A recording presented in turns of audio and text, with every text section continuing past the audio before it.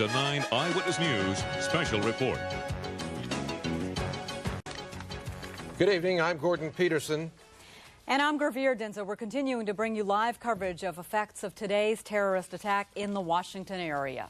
Defense Secretary Donald Rumsfeld says the Pentagon is functioning and will be open for business tomorrow. And part of the Pentagon is still burning tonight. Dave Statter has the latest now from the scene. Dave? Here, almost a dozen hours after the attack, that area where the plane, the dark area there is where the plane went in, and most of the fire was this morning. But the fire is spread down the Pentagon, and there's still a great deal of fire on the roof of the Pentagon burning right now, here almost 12 hours after the attack this morning. That's what it looks like now. Now let's look at what it looked like this morning at 9:38 a.m. when the 757, hijacked 757 from Dulles, crashed into the heliport side, west side of the Pentagon off Washington Boulevard. You can see those cars going by. Traffic was still going by as the jet crashed into it.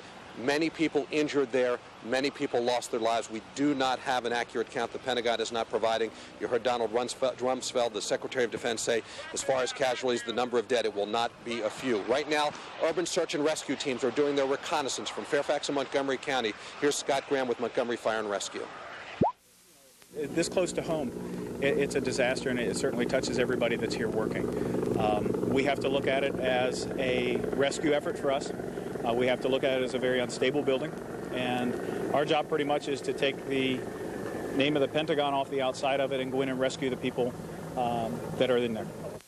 Scott Graham, optimistic that there may be people to rescue. A lot of others are not so optimistic. We have heard that bodies have been found here, apparently bodies from the plane and bodies also that are in that building. Back to you at Broadcast House. Dave Statter at the Pentagon, thanks a lot. The plane that hit the Pentagon was American Airlines Flight 77, originated from Dulles International, headed to Los Angeles. It was carrying 64 people. All of them are believed to be dead. Dozens of the injured have been treated at the Virginia Hospital Center in Arlington. Our Jennifer Ryan is there now with the latest. Jennifer? We're also here, of course, and hearing that Dr. York Allen is in the hospital. He's the chief of ER, trying to figure out what will happen tomorrow. Questions like, will the morgue be able to accommodate what is to come? As you can see behind me, there's not much going on right now. Not too many people coming in at this hour, but 42 injured have been brought here. 21 released. 14 admitted tonight, 9 of them in intensive care. Their injuries include broken bones, cuts, bruises, smoke inhalation, and also burns. An interesting fact that we learned about this evening, human skin from organ donors is making its way to the hospitals around this area, to the burn units. It's making its way here from Texas, 50 square feet of human skin for grafting, surgeries that these victims may need for severe burns. Blood donors have also packed centers around the country, good-hearted Americans who have been asked to donate and who have answered the call tonight. We're hearing at Inova Fairfax, their blood collection site on Woodburn is packed. They've got a 4-hour wait. They're asking people, though, do come tonight and through the night. They're open for 24 hours. They're looking for blood type O, the universal donor. 11 D.C. hospitals will get this blood, and if New York needs it, it will also get the blood. Usually it takes 24 to 48 hours to turn around a unit of blood. They're moving so quickly tonight, they say they can do it in 12 hours. That's the very latest. Back to you at Broadcast House. Jennifer Ryan, thank you very much. Thanks, Jennifer. 7 victims from today's Pentagon attack are being treated at Washington Hospital Center, all of them suffering burns. 10 others are being treated at Inova Alexandria Hospital. Here's the latest on closings for tomorrow. Federal workers are under the unscheduled leave policy. The University of Maryland at College Park has canceled classes for tomorrow, but offices will be open. Montgomery County Public Schools will be closed tomorrow, but administrative offices will be open. Fairfax County Public Schools will be closed tomorrow. However, offices will be open with liberal leave, and Falls Church City Public Schools will be closed tomorrow, and there will not be any daycare. District schools are also closed, but we're going to continue to update you on any closings that might happen, and those will show up on the bottom part of your TV screen. When it comes to transportation, Union Station is expected to be open tomorrow. Greyhound is offering limited bus service out of Washington, but not to New York. No word yet on what's going to happen tomorrow.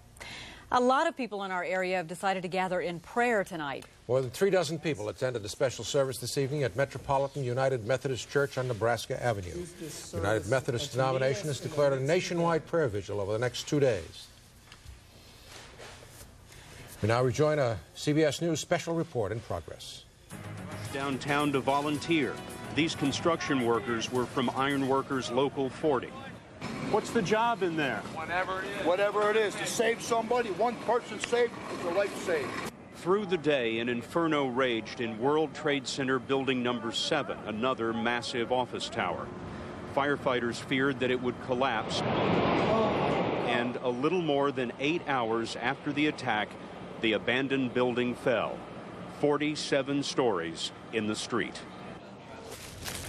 This is what's left of the carefully organized files and lives that were the World Trade Center. Bits of paper blasted into the street, construction dust an inch or 2 inches deep everywhere you look. What's eerie about this place now, several hours after the initial disaster, is just how quiet it is. You don't hear any ambulances racing away from the World Trade Center anymore. I saw many injuries. Hundreds, thousands. My eyesight did not see hundreds and thousands. I know that my heart and my brain tells me they were hundreds. We spoke to some firefighters earlier today near the scene of the World Trade Center towers. They told us that they were under the towers when they began to fall, and as they looked up and saw the buildings coming down on top of them, they glanced over their shoulders and saw the entrance to a subway station.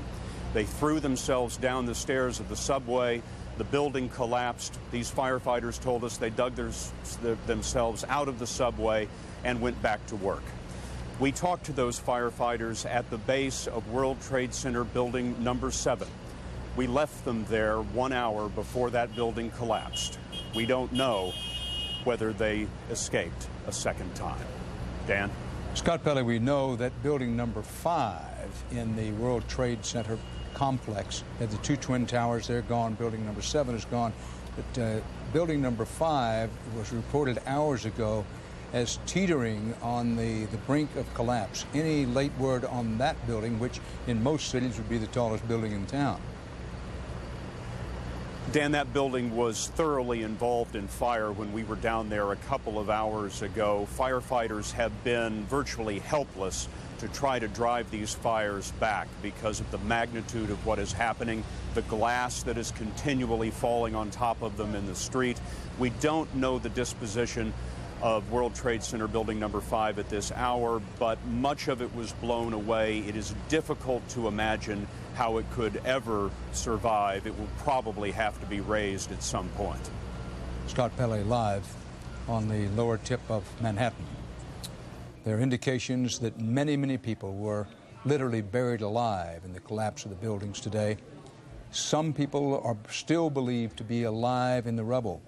But rescue workers, firefighters, police, and others, for a long period of time, could not get anywhere near them to determine how many people might still be alive. As of about 7 o'clock New York time tonight, rescue workers were beginning to go into the very heart of the destruction. And by, say, dawn tomorrow, perhaps before, we'll have some reports on whether they found anybody alive in the rubble. Now, we want to give you a moment-by-moment look at how the attack on America unfolded. And correspondent Russ Mitchell gives us that. It's early this Tuesday morning, the 11th of September, 2001. It began as a shimmering late summer day. WCBS News Time, 8:48. It's traffic and weather together. Tom Kaminsky, Chopper 880. All right, Pat, we are just currently getting a look at the World Trade Center. We have something that has happened here at the World Trade Center. And within half an hour, became America's second Pearl Harbor. Freedom itself was attacked this morning by a faceless coward, and freedom will be defended. By now, you've seen the pictures. But it's been a long, agonizing, and confusing 12 hours. Oh, it was chaos. It's something out of a movie. So, briefly, here's what we know about exactly what happened. 8:48 a.m., American Airlines Flight 11, hijacked en route from Boston to Los Angeles, slams into the North Tower of the World Trade Center, 2/3 of the way up the 110-story building. We had seen a fireball, and I can tell you it appears as though something has gone into the World Trade Center. 20 minutes later, at 9:08 a.m., a United Airlines flight, number 175, also from Boston to Los Angeles, tips its wings and crashes into the South Tower. Oh, my God! Oh, my God! An incredible fireball, so remarkable, it didn't even seem real. Looked like a plane rammed into the second building. 35 minutes after that, 9:43 a.m., American Airlines Flight 77, scheduled to fly to Los Angeles from Dulles Airport outside Washington, dives into the Pentagon, destroying one of the building's 5 sides. I happened to hear a plane come through. It sounded like it was running normal. 10:10 a.m., the 4th hijacked plane, United 93 from Newark to San Francisco, crashes in a remote area 80 miles southeast of Pittsburgh. It just come down like it was going to land, but instead of landing, it just went nose straight into the ground. In a little more than an hour, 4 horrific plane crashes, hundreds believed dead. But far worse was yet to come.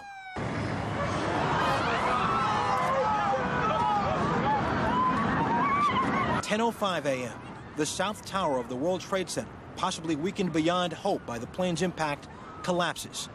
People can be seen jumping from the high floors. The building came just rumbling down. It was like a war zone. 10:28 a.m., and the North Tower, choked with smoke and flames from its upper floors, disintegrates.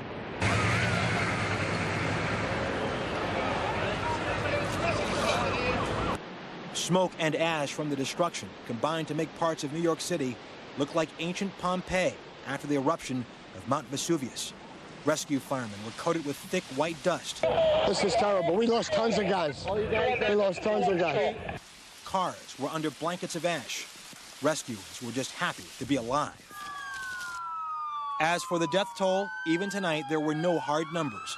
But New York Mayor Rudolph Giuliani feared it might extend into the thousands. Half a world away, there was a far different reaction. Gunmen appearing to applaud today's terrorism. But Palestine Liberation Organization leader Yasser Arafat did not join in. We are completely shocked. Completely shocked.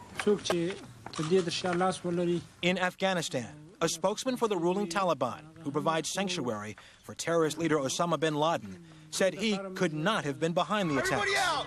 Everybody out! Back home, it was as if war had been declared. Ordered that the full resources of the federal government go to help the victims and their families. President Bush spoke to the nation, first briefly in Florida, and later from a military base in Louisiana. The resolve of our great nation is being tested. But make no mistake, we will show the world that we will pass this test. God bless. Then, heading to another military base outside Omaha. The Air Force being evacuated, they need to go home. All international flights into the U.S. were diverted to Canada. The FAA stopped every single commercial airplane flight for the first time ever. And terrorism experts made it a point to remind everyone that tomorrow had been set as a sentencing date for an associate of Osama bin Laden for his role in the 1988 bombing of the American embassy in Tanzania. That sentencing had been set for a federal courthouse near the World Trade Center. As the day ended in New York City, another skyscraper in the World Trade Center complex crumbled. Building number 7, 47 stories high. And tonight, while smoke from the collapse of the Twin Towers still lingered over New York City, most who saw and survived this day still had trouble believing what they saw. The phrase you heard over and over again was, "It seemed just like a movie." Russ Mitchell. In Washington, the nerve center of the U.S. military sustained its own swift attack. David Martin, our national security correspondent, has details about what happened at the Pentagon and how the U.S. military might retaliate when retaliation is deemed appropriate. David? Dan, 12 hours after the attack, fires are still burning, although Pentagon officials say the flames are under control and the Pentagon will be open for business tomorrow. We now have new close-up pictures of the damage done by that plane, and Defense Secretary Rumsfeld had a grim warning that casualties will be high. People have been lifted out and taken away in ambulances, and the numbers will be calculated, and it will not be a few. The first attack ever on the Pentagon occurred at 9:38 a.m. Eastern Time. Clip this pole over here, hit another pole and slammed right into the building. Huge explosion, and then utter pandemonium, as you might imagine. I mean, everybody was screaming, "Oh my God." A hijacked American Airlines jet, which had just taken off from Dulles Airport, flew right up the main highway leading north into Washington and straight into the citadel of American military power. There was no doubt about it. It was American Airlines slammed right into the building, and there was no doubt about it. Whoever was piloting that plane was aiming for the Pentagon. Fearful that, like the World Trade Center, a second airliner was on its way, most of the building's 23,000 workers fled. Plane's coming in. Come on. Let's go. Let's go. Come on. We're not playing around here. Let's go. F-16 fighters circled overhead looking for a second attack, but the damage had already been done. The plane had drilled a hole about a third of the way through the world's largest office building. The wounded were rushed to nearby hospitals as the fire spread and an entire section of the building collapsed, trapping many, many more inside. Arlington search and rescue personnel are just now, and it's about almost 2 o'clock, just now gaining access to portions of the building where the plane hit because the fires were too intense. One ray of hope. The Pentagon is undergoing a major renovation, and some of the offices in the path of the plane were vacant. We're trying to find out who made it out okay and account for the people that may not have made it out. When the plane hit, Defense Secretary Rumsfeld moved from his office on the other side of the building into the National Military Command Center in the basement. With smoke hanging in the air, he ordered aircraft carriers, amphibious ships, cruisers, and destroyers to New York and Washington, where they can serve as floating hospitals, help with the cleanup, and provide air defense against the possibility of more attacks. And the chairman of the Joint Chiefs made a clear threat of military retaliation. I have no intentions of discussing today what comes next, but make no mistake about it, your armed forces are ready. Right now, suspicion focuses on Osama bin Laden, but first things first. The FBI is combing the wreckage for evidence, and all U.S. military bases and embassies are at the highest state of alert. Dan? David Martin reporting again live from the Pentagon.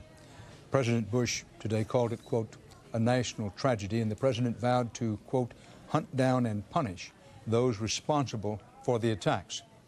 And there are already indications of who, or at least some of the who may have been behind them.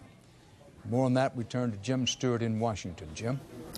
Dan, it didn't take long, and it's unclear whether it will lead to anything, but federal investigators are on the move tonight, serving search warrants and questioning potential accomplices to these attacks. Sources say the first concrete tips were picked up from a study of the flight manifest aboard the doomed aircraft. At least one search, we're being told, is in the Miami area. Meanwhile, intelligence officials say they have now picked up what one official calls significant indicators that the suicide planes were hijacked by members of al-Qaeda, the terrorist group that reports to Osama bin Laden. Sources describe the intelligence as communications intercepts and said they're not definitive, but they are persuasive. Sensing that bin Laden would quickly become a suspect, Afghanistan's ruling Taliban party, which has been giving him safe refuge, called a press conference. We do not allow Osama bin Laden to operate from our land, the Taliban said, warning the U.S. not to take any, quote, speedy actions to retaliate. Slowly, FBI evidence teams are starting to piece together what happened on the aircraft and zeroing in on how the terrorists pulled off the hijackings. Attorney General John Ashcroft provided one insight when he said that the hijackers of one of the aircraft had apparently sneaked knives through airport security. American Airlines Flight 11 departed Boston for Los Angeles, hijacked by suspects armed with knives. This plane crashed into the World Trade Center. Within minutes of today's attacks, officials were pointing to the 1993 bombing of the World Trade Center by a group with ties to bin Laden, citing it as proof that bin Laden has never given up on his dream to destroy the symbol of America's economic power. And in recent months, analysts say bin Laden has only become more and more sophisticated in his attempts to strike at the United States. They point specifically to his simultaneous attack on 2 U.S. embassies in East Africa. They also went directly against a U.S. destroyer, which was heavily guarded, and they did put a hole in that ship, the USS Cole. So they have a track record of conducting attacks that one would think they might not be capable of. Late today, the U.S. intelligence community was rapidly sorting through a priority list of potential suspects within the U.S. for electronic eavesdropping, with sources saying the number may reach into the hundreds. Some of the very doomed passengers themselves may have provided authorities with their first valuable tips. In panic desperation, some of the passengers, including, we're told, the wife of U.S. Solicitor General Ted Olson, called from a cell phone to say their plane had been hijacked. Another passenger called from the restroom at the rear of another aircraft. One passenger, it has been suggested, provided detailed information about one of the hijackers. The working theory by lawmen so far is that the hijackers were pilots themselves and forcefully took over the controls to dive their jets straight into the targets. Dan.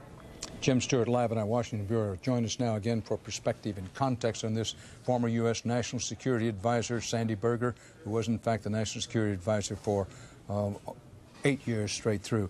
Sandy Berger, question. There was a time, my recollection, in the 1980s, possibly the late 1970s, when the United States put aboard aircraft skyjack protection specialists in civilian clothes. Now that was ended. Was any thought given while you were the National Security Advisor to reinstituting that for protection aboard airliners? Not as far as I know. We had, as you remember, Dan, a spate of hijackings during the 70s and 80s.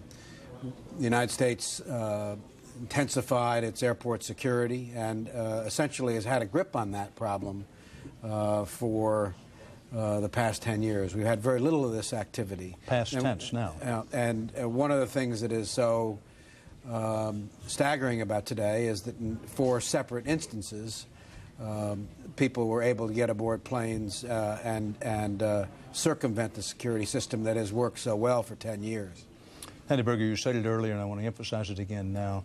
Our main focus tonight is on those people dead, missing, wounded, and their families.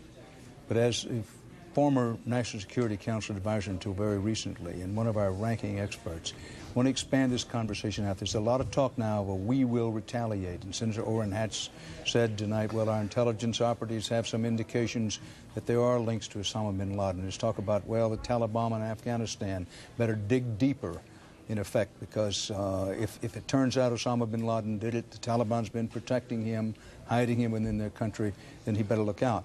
But talk to us realistically about the whole subcontinent. Both Pakistan and India are nuclear powers now. Pakistan right on the border with Afghanistan. All of this by way of saying, if it's ever decided that Osama bin Laden was responsible for this and he's still in Afghanistan, there are no easy answers about how to get him, how to retaliate. Well, I think that's an important point, Dan. Of course, let me repeat your caveat. We don't know. America proceeds on facts, not on speculation. So, number one, we have to determine what has happened here. But we're talking, if we are talking about bin Laden, about a very difficult target. This is far from nowhere, in very rough terrain. And I don't believe this is now, given the escalation that we've seen today of monumental proportions, susceptible of being dealt with in one pop, in one sort of exquisite act. This may require the administration to look at a range of options, from economic pressure to military options that go beyond simply missiles from afar. Very quickly, Sandy Berger, because we don't have much time left in this particular segment. Can we or can we not absolutely count on the government, now a new government in Pakistan, to help with this new problem? Well, the government of Pakistan has been cooperative in some respects on terrorism. They have turned over several operatives of bin Laden, but you also have to understand that the ties between the Pakistani intelligence and military and the Taliban and bin Laden's operations are quite intermingled. And the extent to which the Pakistanis will cooperate, I think if we needed that cooperation, remains to be seen. Fair to say, open to questions. Sandy Berger, yes. Thank you very much again for being with us. Now, one question at the very heart of today's attacks is how, with so much security, alleged and otherwise, at America's airports, how did these hijackings happen? Bob Orr has been looking for some answers. Bob? Well, Dan, there's some evidence tonight that the hijackers of at least 2 of the 4 jetliners involved in today's attack used knives to overpower flight attendants and then take control of the cockpits. It obviously was all part of a highly coordinated strike with simultaneous breaches of security at 3 of the nation's busiest airports during the hectic morning rush hour. And the jets targeted belonged to American Airlines and United Airlines, 2 of the most powerful symbols of U.S. aviation. American Flight 11, a Boeing 767, took off first at 7:45 this morning from Boston bound for Los Angeles. 13 minutes later, another 767, United Flight 175, also left Boston for L.A. At virtually the same moment, United Flight 93, a 757, took off from Newark for San Francisco. And to the south at Washington's Dulles Airport, another 757, American Flight 77, flew off towards Los Angeles. The first sign that anything was wrong was noticed by air traffic controllers, who watched the jets stray from their planned routes. This computerized radar path shows how the first plane, American Airlines Flight 11, climbed out of Boston and, as expected, headed northwest across Massachusetts. But watch what happened. As the plane entered eastern New York, it turned sharply to the south and headed straight for Manhattan. The 767 hit the World Trade Center at 8:48 this morning. And 16 minutes later, United Flight 175 delivered the second blow. The jets, fueled for cross-country flights, were filled with tens of thousands of gallons of volatile fuel. They were literally flying bombs, each with an explosive power far greater than the blast that leveled the Oklahoma City Federal Building. Based on radio communications from the planes, FAA authorities knew they were dealing with a terrorist attack and immediately moved to close New York and Washington airports. And for the first time in U.S. history, all flights across the country were grounded. The airport's being evacuated. They need to go home. But there were still two hijacked jets in the air, and one of them, American Airlines Flight 77, took aim on the Pentagon. It crashed in a fireball at 9:38. Meanwhile, the fourth plane, the flight from Newark to San Francisco, was heading west, and it traveled all the way into northeastern Ohio. The controllers monitoring radar watched as the jet then did a U-turn and headed back towards the East Coast.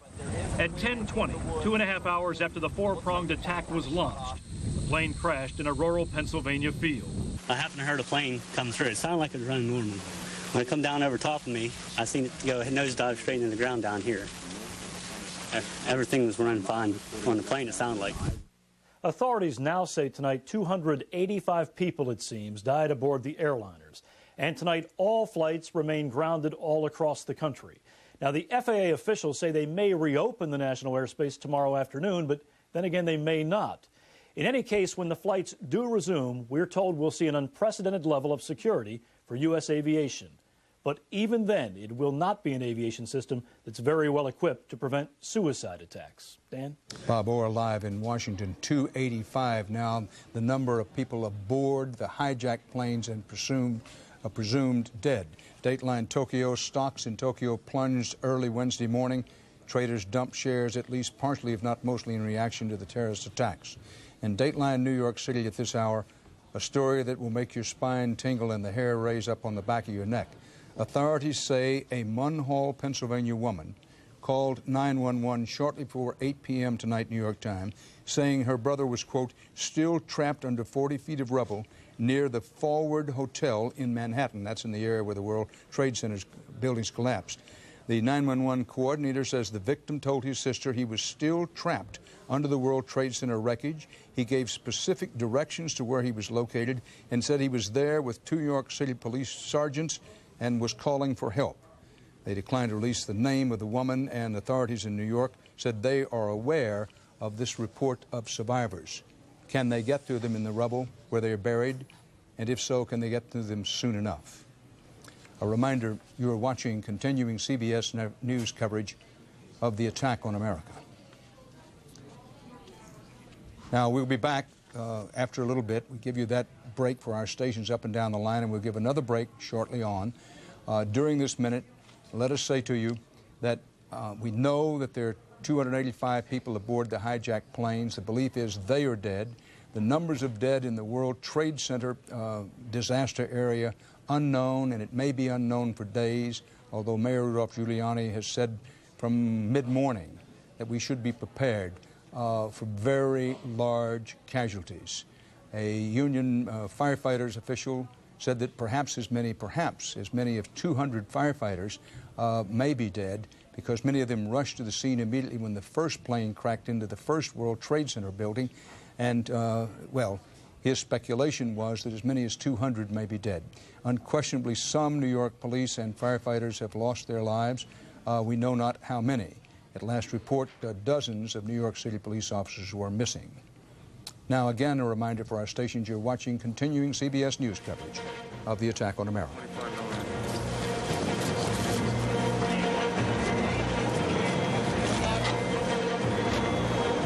Back now at CBS News World Headquarters in New York. CBS's special coverage of the attack on America continues, as it will throughout the evening and early morning and into tomorrow. The headlines at this hour. Addressing the nation from the White House tonight, President Bush said thousands of lives were suddenly ended, unquote, in the multiple terror attacks in New York City, the nation's capital, and Pennsylvania, and the Pentagon included on that list. President Bush said bluntly, the United States will not distinguish between the terrorists who actually committed the acts and what he called those who harbor them. He did not indicate that he knows or anybody knows who committed the attacks or, for that matter, who harbored them. Here in New York City, the desperate search for victims runs on into the night. At the site where two hijacked commercial U.S. jetliners were used to ram the twin towers of the World Trade Center. Both towers, where approximately 50,000 people work on the average day, collapsed. A third building in the tower complex, a 47-story building, collapsed there later in the day. President Bush says the death toll is in the thousands. A third hijacked jetliner crashed into the Pentagon, and a fourth hijacked jetliner, possibly being diverted to the Washington area, came down in southwestern Pennsylvania, about 80 miles from Pittsburgh. All told, 285 is the revised upward number of dead on the hijacked planes alone. The FAA has ordered an unprecedented shutdown of air traffic nationwide at least through noon tomorrow. The U.S. military is on worldwide alert. The nation's capital was stunned by the attacks. Government offices were closed and evacuated, but there is every effort being made to show now that the government is still up and running, as Bob Schieffer reports to us now. Bob?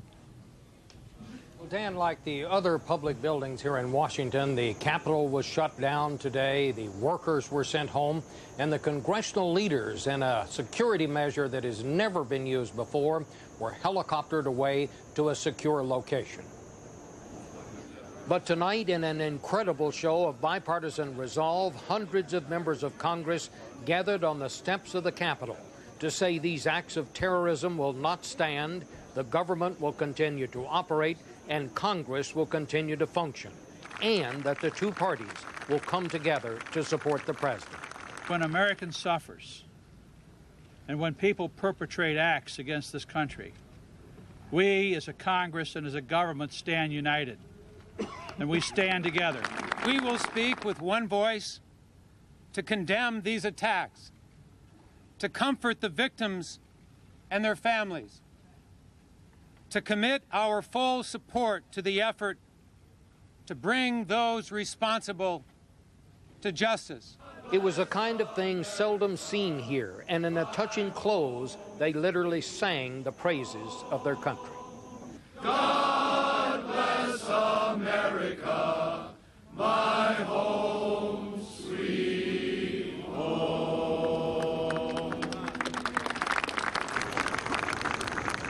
A very different scene than we saw at the Congress and at the Capitol last week.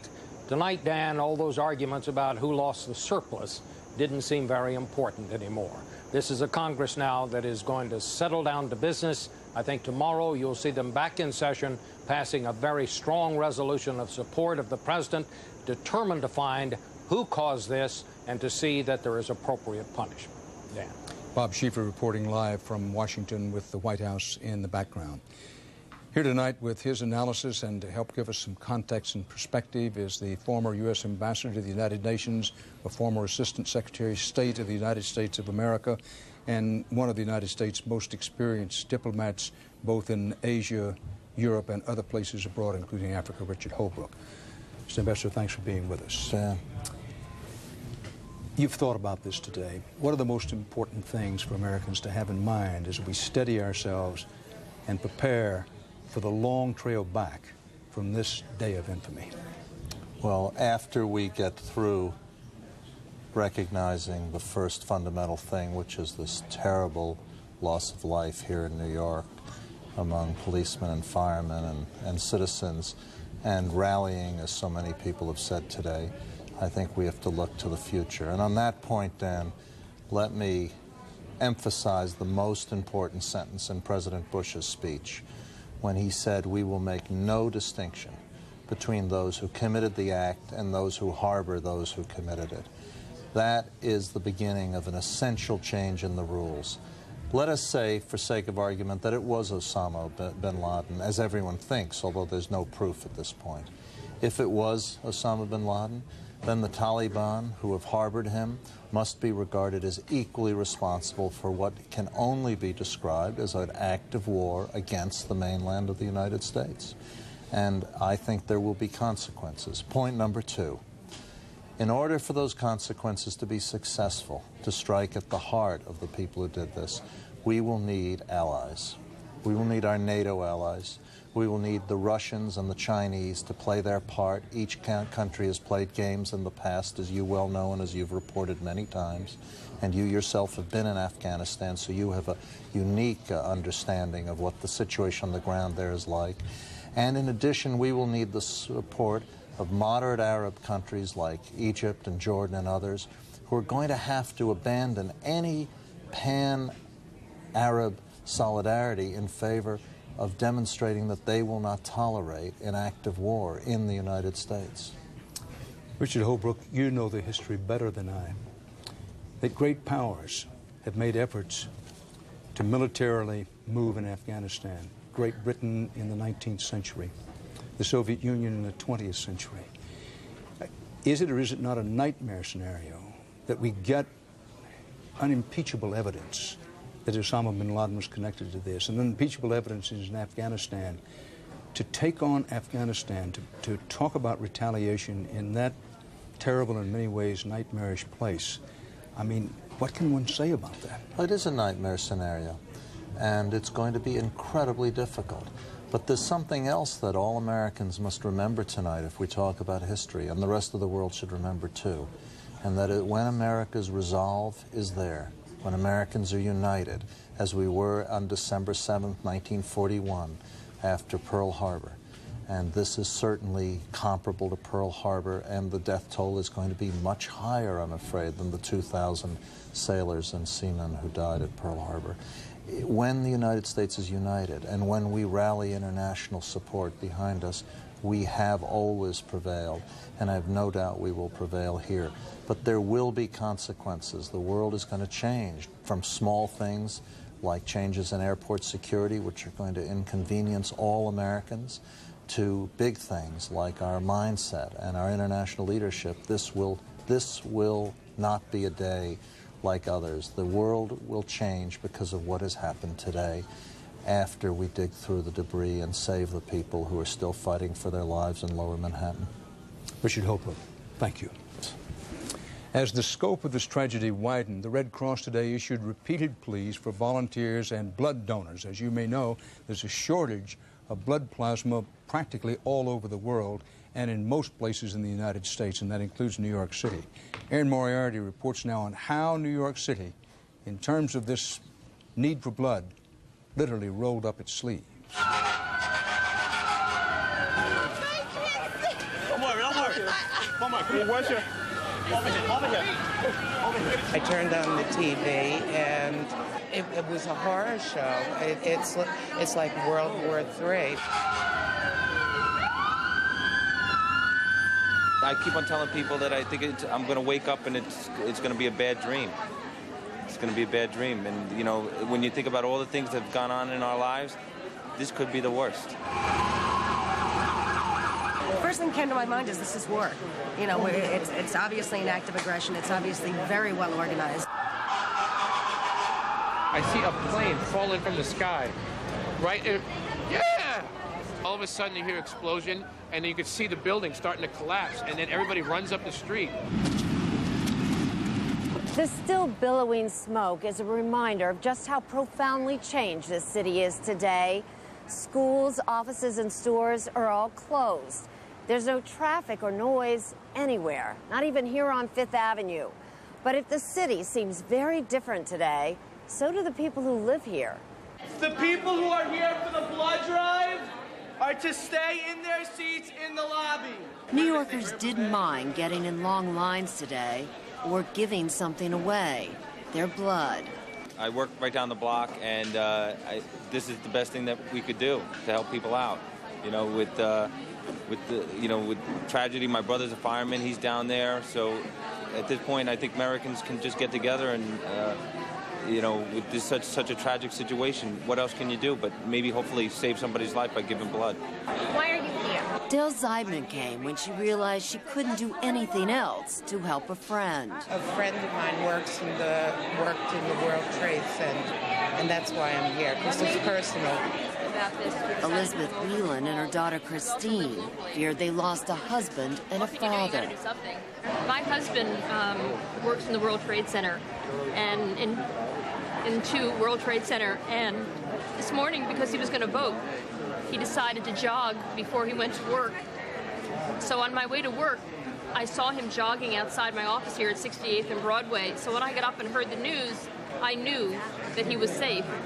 But my daughter, who lives... I did not. I had no idea. I was watching television as the second plane went into World Trade Center. And it was 9 in the morning, so I thought my father was at work. I was frantically calling, hearing his voice on voicemail, and I had no idea whether he was alive or dead.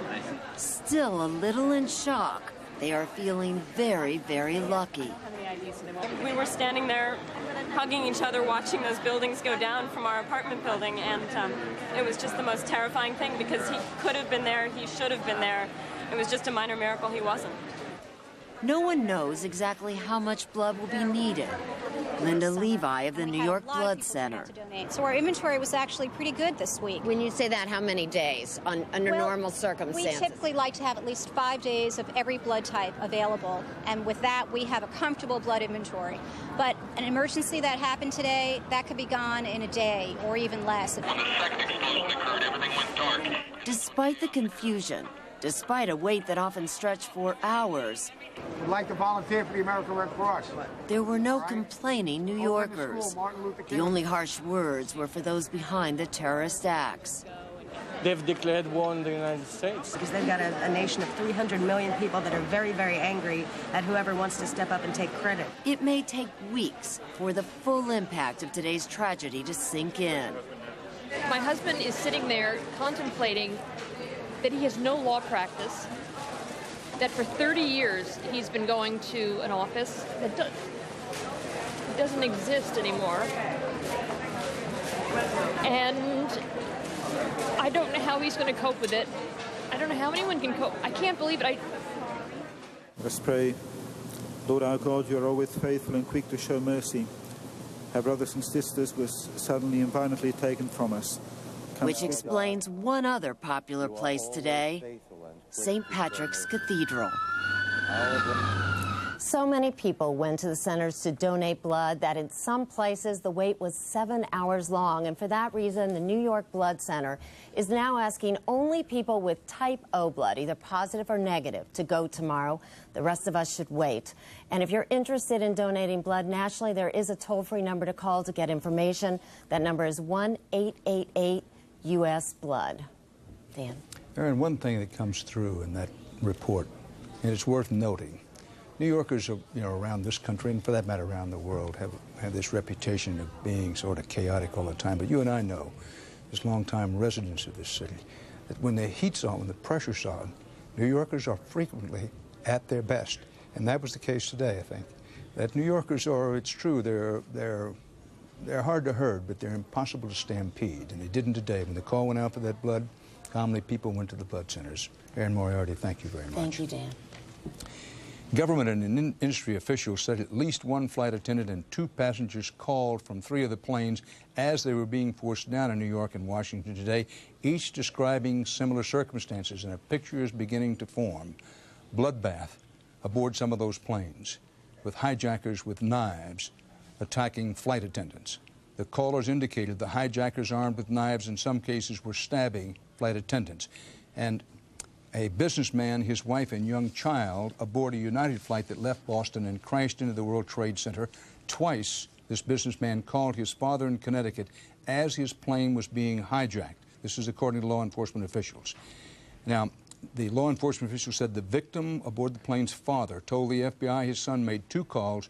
Both times the phone was cut off. In the first call, the businessman said a stewardess had been stabbed. In the second call, the son said his plane was going down. Now, there was another report on another aircraft that a flight attendant aboard the second jetliner that struck the World Trade Center managed to call an emergency number from the back of the plane, and an American Airlines source said that the flight attendant reported her fellow flight attendants had been stabbed. This is information we didn't have earlier, and pictures begin to form of what the terror was in the skies. 2 of the flights involved in today's attacks began in Boston. Wyatt Andrews has more on how that city has been struck by this tragedy. Wyatt? No, but I think we lose. Kenny Hot Roll, yeah. I wouldn't do that tonight. At Boston's Logan Airport, where 2 of the hijacked planes originated, scores of relatives of the victims were met by airline officials for consolation and were then taken to a nearby hotel to await information. American Airlines lost its Los Angeles-bound Flight 11, and the airline confirmed the identity of its lost pilot, Captain John Oganowski, who was 52 and a 22-year veteran of the airline. Outside his home in Drake, Massachusetts, the captain's extended family gathered, including his wife and 3 daughters. Oganowski's brother Jim described him as a hero, a man who joined the Air Force out of patriotism during the Vietnam War and who viewed his work as an airline pilot his life's dream. Our family is obviously grieving, as is the whole nation, for what has happened today.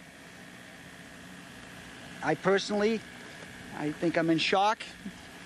I'm in some type of denial. Official information about how the flights were seized and how Logan's security might have been breached is still under investigation and is closely held. Airport officials stress that security inside Logan's terminals, as elsewhere across America, is the responsibility of the separate airlines, and that the airport itself was secure. We've closed the airport to all arriving and all departing flights. We've increased our security measures. We've shut down all the construction sites within Logan Airport, both airside and landside. At the Oganowski home, official information is also apparently scarce. The pilot's brother Jim told reporters that the family had no information about what Captain Oganowski went through or whether there were any communications between the pilot and FAA controllers. Wyatt Andrews, CBS News, Drake, Massachusetts. President Bush was in Florida when the attacks occurred. Florida has as its governor the president's brother, and Jeb Bush, the governor, is up for re-election. However, the president's trip to Florida today had to do with some school visitations and emphasizing his plans for education. But he quickly broke off that as soon as he learned about the attacks on the World Trade Center and said he was flying back to Washington. It didn't turn out that way, at least not directly and immediately. John Roberts has more on the President's Day and his response tonight. John? Dan, we'll take you through more of the President's Day in just a moment, but for the moment, the President denounced tonight in the strongest terms what he called evil, despicable acts of terror, and he promised that those responsible would be identified and brought to justice. But there was no talk of retaliation tonight, nor even possible leads as to who might be responsible. It is far too early for that, White House aides said. Today, our fellow citizens, our way of life, our very freedom came under attack in a series of deliberate and deadly terrorist acts. From the Oval Office tonight, in the most important moment of his 9-month-old presidency, George Bush offered a grieving nation words of resolve and reassurance. Terrorist attacks can shake the foundations of our biggest buildings, but they cannot touch the foundation of America. The enormity of the tragedy yet to be fully realized, the president sought to soothe the raw pain of what may be thousands of victims' families. And he sent a clear message to those responsible for these heinous crimes. We will make no distinction between the terrorists who committed these acts and those who harbored them. The president was in Florida when word of the attacks first broke. Reading with a group of elementary students, Mr. Bush was stopped cold when his chief of staff delivered the news. Move everybody across the street. Moments later, in Washington, an urgent call to evacuate the White House. I'm told that a plane went into the Pentagon and they're chasing us off the grounds here. It was an extraordinary scene as staff and the press corps were rushed from the grounds. If the Pentagon had been targeted, the Secret Service feared the president's home could be next. Get everybody back. Everybody back. Fire trucks took up positions on Pennsylvania Avenue, while SWAT teams stood vigil from the roof. Police sealed off a 2-block area around the White House. The only ones left inside the mansion, the vice president and his national security team, coordinating a response to the crisis from the Situation Room. With a continuing threat in Washington, the Secret Service would not allow the president to return and had him fly immediately to the security of Barksdale Air Force Base in Louisiana. Freedom itself was attacked this morning by a faceless coward. Shaken and solemn, Mr. Bush addressed the nation and vowed these acts of terrorism will not stand. Make no mistake, the United States will hunt down and punish those responsible for these cowardly acts. From Barksdale, the president headed for Offutt Air Force Base in Nebraska, home of the Strategic Air Command, where he conferred with his national security staff about how to proceed. Confident that the White House had been secured, he then headed back for Washington, determined to send a signal to the world that America would stand strong in the face of these horrible acts. The main message of tonight's address by the president: America will recover. The government will be open for business tomorrow. America's economy will be open for business tomorrow, he said. America has stood down enemies before, the president addressed the nation tonight, and it will do so again. But he added, no one will ever forget this day. And it is safe to say that in Washington and across the country tonight, there is no question. Everything has changed. Dan? Live from, again, now on the grounds of the White House, our chief White House correspondent, John Roberts. I want to take you now again live, transport you by television to the lower end of the tip of Manhattan. Darkness descended 2.5 hours ago. In many ways, it's black as a crow's wing down there now, except for the fires that are still burning. There have been losses among New York City's firefighters and police in the rubble, the disaster that is this part of New York. But now on into the night, their fellow firefighters and policemen are down. One, trying to put out the fires that remain. Two, trying to look through the rubble for survivors. There are people trapped in the rubble. We reported to you a short while ago an actual case of a man who called on his cell phone to his family out of state saying, this is where I am, send somebody to get me. Combing the rubble for possible survivors, also combing the rubble for additional bodies. Much of the chaos of earlier in the day has disappeared, but the enormity of what has happened is sinking deeper and deeper into the consciousness of this city and this nation tonight. With me back at our CBS News World headquarters here in New York, Judith Miller, the New York Times and one of the world's ranking authorities on the Middle East, and for that matter on Osama bin Laden. Especially among journalists who speak English, Ms. Miller may be the authority. But thank you for being with us. Thank you, Dan. First of all, Osama bin Laden. Many Americans have no idea who he is and what he represents. Put a frame around Osama bin Laden for us. Well, Dan, I think you've seen the pictures of him, this tall Saudi with a beard, wielding a Kalashnikov, moving furtively around Afghanistan, which harbors him. I think he is the leader now, the mastermind, the financier of a network that we don't look at very much. It's called Al-Qaeda, and it means the base. And it's the base from which Osama bin Laden hopes to launch his worldwide jihad against America. How did this man get to this position? Acquaintances of mine in Afghanistan, people who are involved in repelling the Soviet invasion of Afghanistan, several of them described bin Laden to me in these terms. He was a Toyota warrior. He was a rich, spoiled Saudi who came there, ran around a Toyota pickup truck, supplied a lot of money, and they appreciated that. But he was hardly a frontline warrior firing at the Soviets point-blank range or going hand-to-hand with him. How did he suddenly get to be this icon? Well, I think he became enamored of his own reputation, and he understood after the Soviet Union was expelled from Afghanistan that ordinary Muslims, if they were armed and well-trained, could accomplish wonders. They could even defeat the United States if he helped train them. And so after the Soviet Union left Afghanistan, he made that his life's mission, to set up camps in Afghanistan, in the Sudan, wherever he could find a host, to train young Muslim militants from all over the world who would be willing to give themselves, their lives up for Allah to accomplish this goal. It was a distortion of Islam as we know it, but it had great appeal to young people who were disaffected from 50 countries. He's had more than 5,000 young militants from 50 countries move through his network of camps, the dozen camps that he personally finances and controls through his agents. Let's talk about state-sponsored terrorism. Real or imagined here in the first edges of the 21st century, and how, if at all, does it fit in with Osama bin Laden?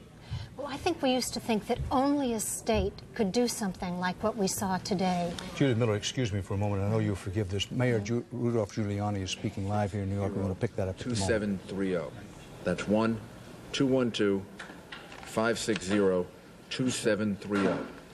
If you have questions throughout the night and tomorrow, that's the number to call rather than 911, which you should just call if there is an emergency. We had over 1,100 emergency room visits today that we know of. So far, we have 6 fatalities that we know of, 5 at St. Vincent's. Obviously and tragically, there are going to be a lot more than that, but that's what we know of at this point.